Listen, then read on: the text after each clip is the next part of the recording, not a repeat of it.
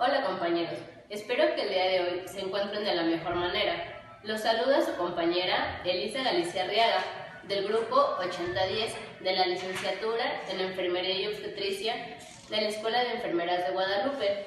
El día de hoy les hablaré de un tema que es de suma importancia para nosotros como profesionales de salud. Es que ya que nosotros debemos aprender a actuar ante una situación de emergencia, como son las emergencias obstétricas. Como sabemos, una de las primeras causas de muerte materna es la hemorragia obstétrica en cualquier trimestre de la gestación y en el puerperio, como es la ruptura uterina, que el día de hoy les voy a presentar un proceso de atención en enfermería enfocado a una paciente que presenta ruptura uterina. Y bien, ¿qué es la ruptura uterina? Para comenzar, vamos a recordar el concepto de un proceso de atención de enfermería. Tenemos que es un método sistemático y organizado para administrar cuidados individualizados de acuerdo con las respuestas humanas de la persona ante una alteración de salud real o potencial. Consta de 5 etapas: la valoración, el diagnóstico, la planificación, la ejecución y la evaluación. El modelo que yo ocupé para valorar a mi paciente son los 11 patrones funcionales de Marjorie Gordon. El término patrón se define como una configuración de comportamientos que ocurren de forma secuencial en el transcurso del tiempo, y el término funcional se refiere al funcionamiento humano integral y el de la salud que se caracteriza dentro del contexto de los patrones. Según la Guía de Práctica Clínica, Prevención, Diagnóstico y Manejo Oportuno de la Ruptura Uterina en los 3 niveles de atención, nos dice que la ruptura uterina es la presencia de cualquier desgarro del útero. Es importante tomar en cuenta que no son considerados las perforaciones translegrado o rupturas por embarazos intersticiales. Se considera la complicación más importante del trabajo de parto. Epidemiológicamente, esta patología es de incidencia variable, de acuerdo al país donde se presente. Se estima una ruptura uterina en 585 partos a 1 en 600 nacimientos y se presenta con mayor frecuencia al término del embarazo, cuando las membranas fetales ya están rotas. Se clasifica en 6 grupos. La primera son las espontáneas, que se caracteriza cuando no se ha realizado ningún procedimiento médico. La segunda es la traumática, en las que interviene algún factor extrínseco, por ejemplo, el uso inadecuado de la oxitocina, forceps, la maniobra de Chris-Teller o un parto pélvico. La tercera son las completas, que abarcan todo el espesor del músculo uterino y el peritoneo visceral. El cuarto son las incompletas, que a diferencia de la anterior, no incluye el peritoneo visceral. La quinta es la total, y se caracteriza porque afecta el segmento y el cuerpo uterino. Y la sexta, a diferencia de la anterior, solo se involucra el segmento o el cuerpo uterino. Los factores de riesgo para presentar ruptura uterina son cirugías uterinas previas, cesáreas anteriores, un periodo intergenésico menor a 18 meses, la maniobra de Chris-Teller, un parto pélvico y un trabajo de parto prolongado.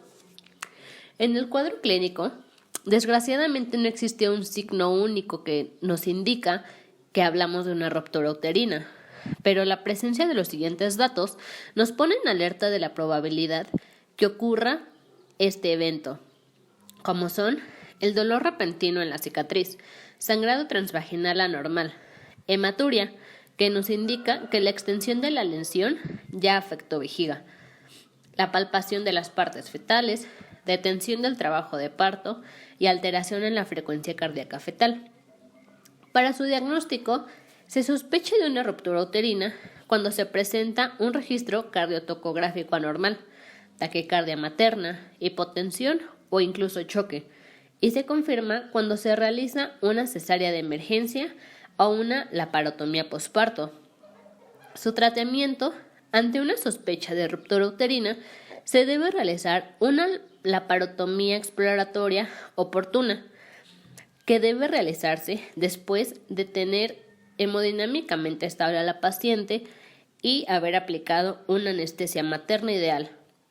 El tratamiento siempre es quirúrgico y desgraciadamente se realiza una histerectomía total o subtotal de acuerdo a las condiciones maternas. Ahora bien, comenzaremos con el caso clínico. Acude una paciente por referir actividad uterina que inicia el 20 del 03 del 2019 a las 06 con salida de tapón mucoso y salida de líquido transvaginal. Los movimientos fetales están presentes.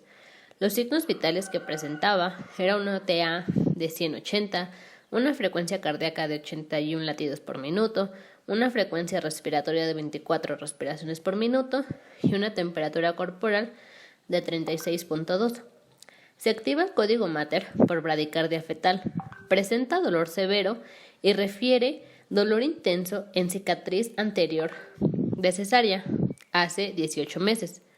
Cese de la actividad uterina, presencia de hematuria por sonda vesical, así como sangrado transvaginal. Disminución de la TA en 95/56 milímetros de mercurio. En el procedimiento llega hasta 56/36 milímetros de mercurio, una frecuencia cardíaca de 136 latidos por minuto, y se realizó una cesárea tipo Kerr con presencia de hemorragia de 3.000 mililitros. En el caso clínico, resalto los signos que nos hacen sospechar de una ruptura uterina o que son como los más característicos. En mi valoración de enfermería, de acuerdo a los patrones funcionales, encontré alterados 6 patrones. El número 2, que es nutricional metabólico, que está alterado porque tiene una herida quirúrgica tipo Kerr. El patrón 3, que es eliminación por presencia de hematuria. Patrón 4, actividad y ejercicio, presenta taquicardia, hipovolemia e hipotensión. El patrón 6, que es cognitivo perceptual, debido al dolor agudo. El patrón 9, sexualidad, reproducción, por un puerperio complicado en donde la paciente se va a presentar en UCIA. Y el patrón 11, que son valores y creencias, en donde siempre debemos de tomar en cuenta los valores y creencias de la paciente. En mi proceso de atención de enfermería, realicé 8 diagnósticos, pero en este trabajo solo vamos a revisar 4 diagnósticos que yo decidí meterlos porque mi plan de alta lo enfoqué a los problemas de salud que presentamos en estos diagnósticos. Como primer diagnóstico puse déficit de volumen de líquidos, código 00027, que su definición es la disminución del líquido intravascular, intersticial y o intracelular. Se refiere a la deshidratación, pérdida de agua sin cambios en los niveles de sodio. Lo relacioné con la pérdida importante de líquidos, ya que recordamos que la paciente tuvo una hemorragia importante de 3.000 mililitros. Y las características definitorias serían la disminución de la presión arterial y taquicardia. En el NOC puse equilibrio hídrico y su definición es equilibrio de agua en los compartimientos intracelulares y extracelulares del organismo. Su escala de medición es de gravemente comprometido a no comprometido. Mi indicación fue presión arterial. En la escala Likert, el objetivo es mantener en 2 y aumentar a 4. En mis intervenciones NIC puse administración de hemoderivados. Como definición tenemos que es la administración de sangre o hemoderivados y monitorización de respuesta de la paciente. Mis actividades van a ser verificar las indicaciones médicas, obtener la historia de transfusión de la paciente, obtener el consentimiento informado, verificar que sea correcto el paciente, el grupo sanguíneo, el grupo RH y el número de unidad y la fecha de caducidad. Enseñar al paciente los signos y síntomas de una reacción transfuncional y acoplar el sistema de administración con el filtro adecuado para el hemodiderivado. Monitorizar el sitio de punción IB para ver los datos de infiltración, flebitis e infección local. Monitorizar los signos vitales antes, durante y después de la transfusión, así como administrar soluciones salinas al terminar la transfusión. Mi segundo diagnóstico es riesgo de shock, específicamente a shock hipovolémico.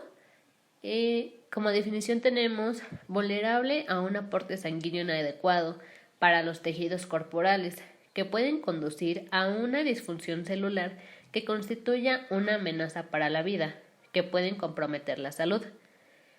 El factor relacionado, puse hipovolemia e hipotensión.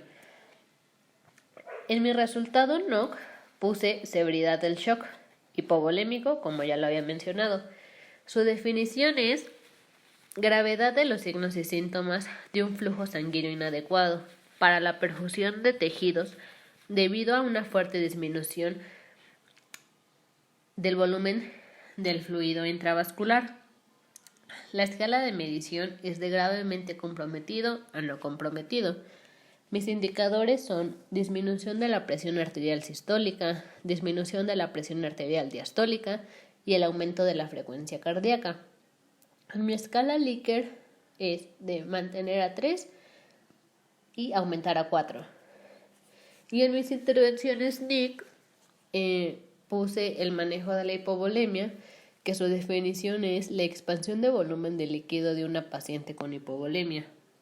Mis actividades serían monitorizar el estado hemodinámico de la paciente, incluyendo la frecuencia cardíaca y la presión arterial media, monitorizar los signos de deshidratación, vigilar fuentes de pérdida de líquidos, monitorizar entradas y salidas, monitorizar la presencia de datos de estudios de laboratorio y administrar un bolo IV prescrito de líquido isotónico a un flujo apropiado para mantener la integridad hemodinámica.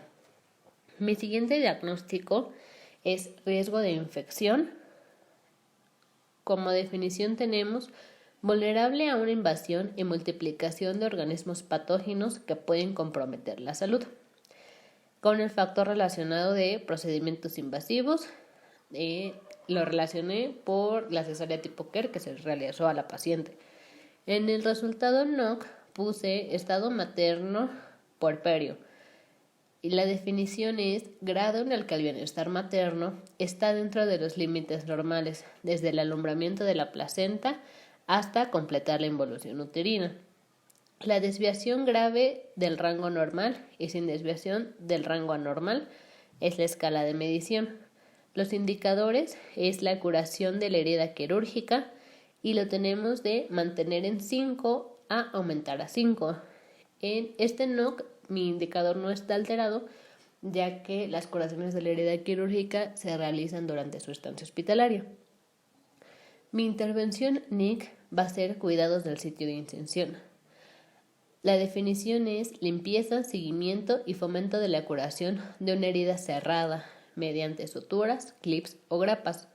Y mis actividades son inspeccionar el sitio de incisión por si hubiera eritema, inflamación o signos de dehiscencia o evisceración, vigilar el proceso de curación en el sitio de incisión, limpiar la zona que rodea la incisión con una solución antiséptica adecuada, limpiar desde la zona más limpia hacia la zona más sucia, observar si hay signos de infección en la incisión, utilizar gasas estériles para una limpieza eficaz de las suturas, de alambres apretados, heridas profundas y estrechas o heridas con cavidades.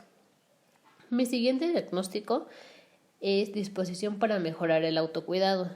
Su definición es patrón de realización de actividades por parte de la persona que ayuda a alcanzar los objetivos relacionados con la salud, que puede ser reforzado. Mis características definitorias es manifiesta interés en la información y el aprendizaje sobre métodos anticonceptivos. Mi resultado NOC es conducta de la salud materna en el posparto, que son acciones personales para promocionar la salud de una madre en el periodo siguiente al nacimiento de un bebé. Mi escala de medición es de nunca demostrado a siempre demostrado. Mi indicador es habla de opciones anticonceptivas con un profesional sanitario. Mi escala de Likert es de mantener a 2 y aumentar a 5. Mis intervenciones es asesoramiento sexual y sabemos que es la utilización de un proceso de ayuda interactivo que se centre en la actividad de realizar ajustes en la práctica sexual o para potenciar el afrontamiento de un suceso del trastorno sexual. Mis actividades son proporcionar intimidad y asegurar la confidencialidad, hacer saber al paciente que está preparado para responder a cualquier pregunta sobre el funcionamiento sexual, proporcionar información sobre el funcionamiento sexual según corresponda y comentar el efecto de la salud y la enfermedad sobre la sexualidad, comentar las modificaciones necesarias en la actividad sexual e incluir a la pareja y compañero sexual en el asesoramiento lo máximo posible, si es el caso. Ahora, en el plan de alta es importante que nosotros, como personal de salud, le recalquemos a la paciente los puntos más importantes que debe gestionar en su autocuidado. Uno de los más importantes y de los más básicos que a veces nos olvida hacer énfasis es en el lavado de manos. Debemos explicarle a la paciente que el lavado de manos debe durar de 40 a 60 segundos. Debemos explicarle los pasos que establece la Organización Mundial de la Salud. También, mientras la paciente está en el área hospitalaria, nosotros nos encargamos de la curación de su herida quirúrgica, ya que nuestra paciente tuvo una cesárea tipo Kerr. Nosotros le debemos mencionar a la paciente que debe realizar el lavado de su herida con jabón neutro que sea exclusivamente para su herida, que su curación se hace una vez al día cuando se baña y que le debemos explicar que lo debe de hacer de arriba hacia abajo y mencionarle que es un poco molesto, pero que es importante que apriete un poco su herida para verificar si no tiene salida de algún líquido o secreción. De esta manera también es importante que le expliquemos los signos de alarma que sería de infección de herida quirúrgica, como sería salida de líquido, de secreción, que huela feo, que esté enrojecido o incluso morado. Y debemos explicarle que debe secar su herida a toquecitos con una gasa completamente limpia y antes de cubrirla que se asegure que su herida esté completamente seca. La paciente, debido a su historial obstétrico, tiene un riesgo muy alto de presentar otra complicación aparte de la ruptura que ya presentó. Entonces es importante que nosotros le hagamos mucho énfasis a la paciente que se vaya con un método de planificación familiar. En este caso, en las áreas hospitalarias, el más común sería el DIU y el implante subdérmico. Y bueno, compañeros, eso sería todo por mi parte. Espero ayudarles un poquito a recalcar algunos puntos importantes sobre esta patología o ayudarlos a recordar simplemente. Y les mando un saludo y espero que estén muy bien.